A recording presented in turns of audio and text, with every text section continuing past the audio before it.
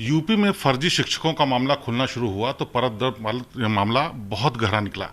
इस पूरे मामले की एसटीएफ कई महीनों से बल्कि सालों से जांच कर रही थी और उसी के हवाले से तमाम मामले निकलना शुरू हुए हैं। हमारे साथ आईजी एसटीएफ अमिताभ यश जी हैं, उनसे बात करते हैं। सर ये बताइए, ये बहुत बड़ा स्कूप है, बहुत बड़ा स्कैम है, गड़बड़ी है। आप लोग शुरुआत से जांच कर रहे हैं, कैसे खुला मामला? ये वर्ष 2017 से इस तरह के प्रकरण का अनावरण एसटीएफ ने शुरू किया। जनपद मथुरा में इस 85 केसेस ऐसे पकड़ में आए जो टीचर्स फ्रॉड्यूलेंट तरीके से बेसिक शिक्षा विभाग में नौकरी कर रहे थे और सैलरी ड्रॉ कर रहे थे। इसके बाद एसटीएफ ने पूरे केसेस की स्टडी की और ये जानकारी हुआ कि 8 तरीके हैं जिनका इस्तेमाल करके फ्रॉड्यूलेंट तरीके से शिक्षक की नौकरी की जा रही है और सरकार से तनख्वाह ड्रॉ की जा रही है।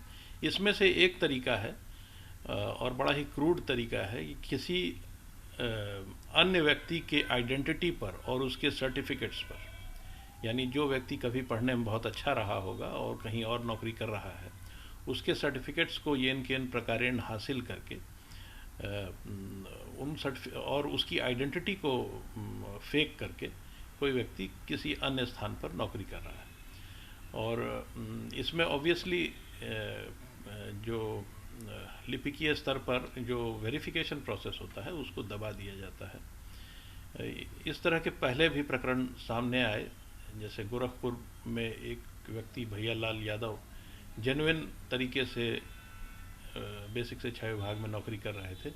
उन्हीं के नाम और उन्हीं के सर्टिफिकेट्स का इस्तेमाल करके सीतापुर जिले में 2 और लोग नौकरी कर रहे थे। ये जो अनामिका का मामला आया उसके बाद ये ज़्यादा चर्चा में आ गया कि एक नाम पे 25-25 लोग कर रहे हैं, 1 करोड़ की सैलरी तक ले ली गई।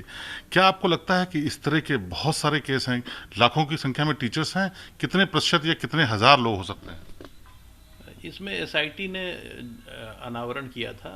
लगभग 4000 केसेस ऐसे निकले थे जिनकी आगरा यूनिवर्सिटी से बीएड की डिग्री फ्रॉड्यूलेंट थी और उस पर एसआईटी अभी काम कर रही है। इसके अलावा एसटीएफ ने भी अपनी रिसर्च से, अपने अनावरण से लगभग 700 लोगों को आइडेंटिफाई किया है जिनमें से अधिकांश के विरुद्ध अब मुकदमा भी लिख चुका है और उन्हें बर्खास्त भी किया जा चुका है। जो अलग अलग तरीके से इन जो 8 तरीके मैंने मेंशन किए उन तरीकों से फ्रॉडुलेंट तरीके से नौकरी कर रहे थे। अच्छा, ये जिस तरह से इतने नंबर्स हैं बड़े, साफ बात है कोई गैंग या नेटवर्क काम कर रहा होगा। किस तरह के लोग हैं जो इसमें इन्वॉल्व हैं? इसमें नेटवर्क्स काम करते हैं, छोटे छोटे नेटवर्क्स जिलों में हैं जो इस तरह के काम करते रहे। कई लोगों को आइडेंटिफाई करके एसटीएफ ने जेल भी भेजा है और इस पर लगातार काम चल रहा है।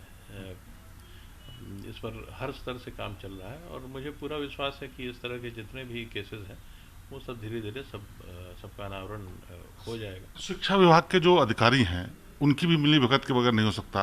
क्या बड़े अधिकारी या निचले स्तर के, किस स्तर के अधिकारी इसमें इन्वॉल्वमेंट पाया गया? देखिए, अभी तो इस पर कोई कमेंट करना उचित नहीं है, लेकिन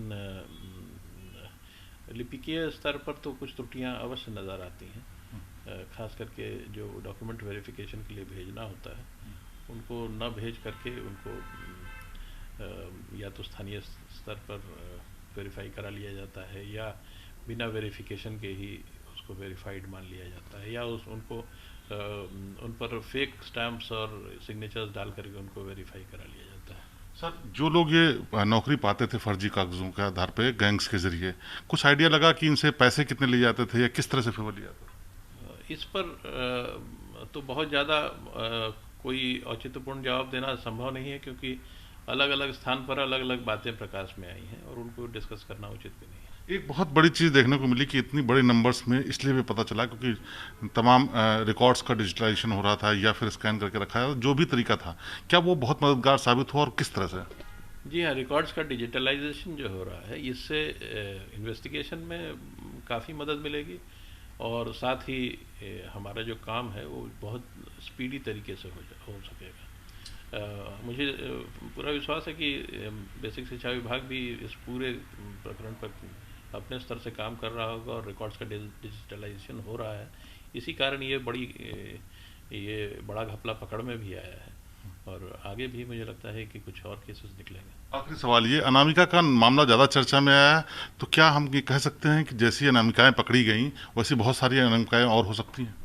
नहीं, हमने आपको बताया कि 8 तरीके हैं जिनमें से एक ये है, और इसमें पहले भी इस तरह के केसेस का अनावरण एसटीएफ ने किया है, और आगे भी हो सकते हैं, लेकिन अगर होंगे तो रिकॉर्ड्स के डिजिटलाइजेशन पर वो पकड़ में आ जाएंगे।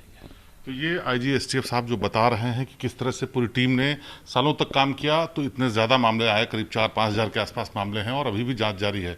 लेकिन हैरानी की बात यह है कि सालों से ये पूरा खेल चल रहा था और जो वहाँ पर लोकल एडमिनिस्ट्रेशन था और शिक्षा विभाग के लोग थे वो नहीं जानते थे।